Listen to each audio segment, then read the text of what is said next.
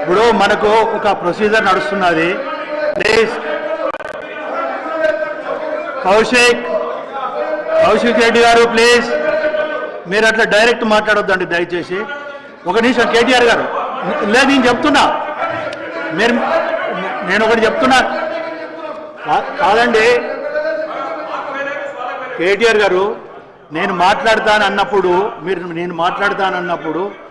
నేను ఒక విషయం చెప్పదలుచుకున్నప్పుడు మీరు కోఆపరేట్ చేయాలి, సహకరించాలి. మీరు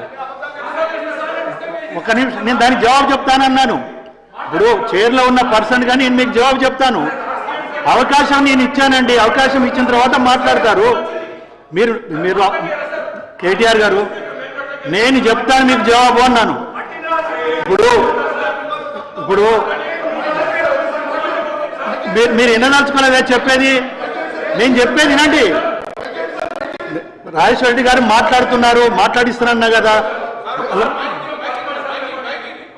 నేను మైక్ ఇచ్చిన దానికి జవాబు చెప్తానంటున్నా. నేను మైక్ ఇచ్చాను, నేను జవాబు చెప్తాను మీకు. మీరు నా జవాబు వినకుండా ఎట్లా మాట్లాడతారు మీరు? కౌశిక్ రెడ్డి గారు ప్లీజ్ కూర్చోండి.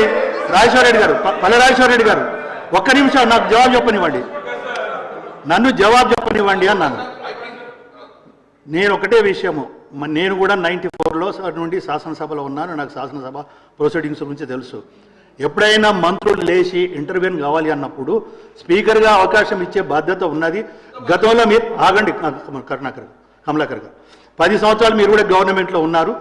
మీరు ఆ రోజు నిర్ణయించిన స్పీకర్ యొక్క ప్రొసీడింగ్స్ కానీ ఆ రోజు నిర్వర్తించిన విధానం కూడా మీరు చూడండి. మీకు తెలియంది కాదు, మీరు సీనియర్సు, మీరు ఎల్ఏగా మినిస్టర్ కూడా చేశారు.